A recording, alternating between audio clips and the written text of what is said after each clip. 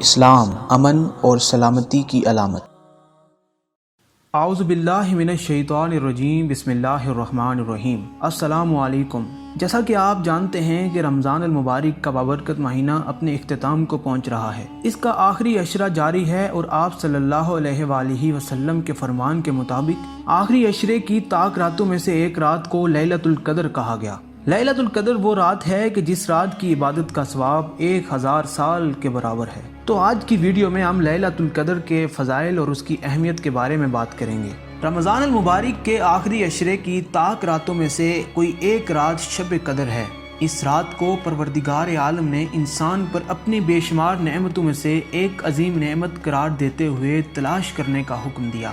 احادیث سے مروی ہے کہ جو شخص زندگی میں ایک بار اس رات کو اس حالت میں حاصل کر لے کہ اپنے رب کی عبادت میں محو استغراق ہو تو اس کے عمر بھر کے گناہ ظاہر ہو جاتے ہیں۔ اس رات کی فضیلتوں میں سے چند ایک فضیلتیں یہ ہیں۔ نمبر 1، قرآن مجید کا نزول۔ پروردگار عالم کی سب سے باعظمت جامع و کامل کتاب جسے ہمیشہ باقی رہنا ہے وہ اسی شب میں نازل ہوئی۔ جیسا کہ قرآن گواہی دیتا ہے، ماہ رمضان وہ مہینہ ہے جس میں قرآن نازل کیا گیا۔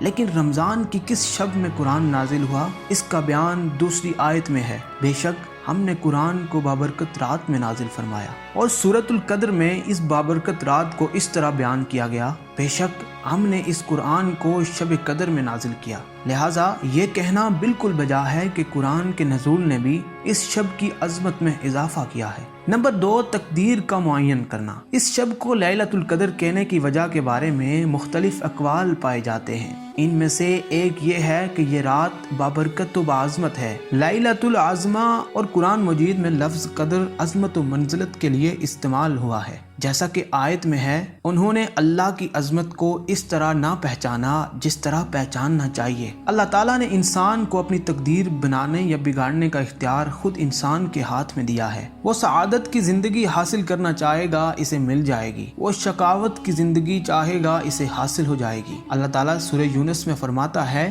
لوگو اس میں کوئی دو رائے نہیں ہے کہ تمہاری سرکشی صرف تمہیں نقصان پہنچائے گی۔ جو کوئی سعادت کا طلبگار ہے، شب قدر میں صدق دل سے اللہ کی بارگاہ میں توبہ کرے، برائیوں اور برے اعمال سے بیزاری کا عہد کرے گا، اللہ تعالیٰ سے اپنی خطاؤں کے بارے میں دعا اور راز و نیاز کے ذریعے معافی مانگے گا، یقیناً اس کی تقدیر بدل جائے گی۔ جو کوئی شقاوت کی زندگی چاہے، وہ شب قدر میں توبہ کرنے کے بجائے گناہ کرے یا توبہ کرنے سے پرہیز کرے، تلاوت قرآن، دعا اور نماز کو اہمیت نہ دے، اس طرح اس کے اعمال سیاہ ہوں گے اور اس کی تقدیر کی تائید کریں گے۔ نمبر 3، جہنم کی آگ سے نجات کا حشرہ۔ اگر دل کو شب قدر کی عظمت اور بزرگی کی طرف متوجہ کرنے میں کامیاب ہوتے ہیں، جس شب کے بارے میں اللہ ملائکہ سے کہہ رہا ہے کہ جاؤ اور فریاد کرو کہ کیا کوئی حاجت مند، مشکلات میں مبتلا، گناہوں میں گرفتار بندہ ہے جسے اس شب کے طفیل بخش دیا جائے۔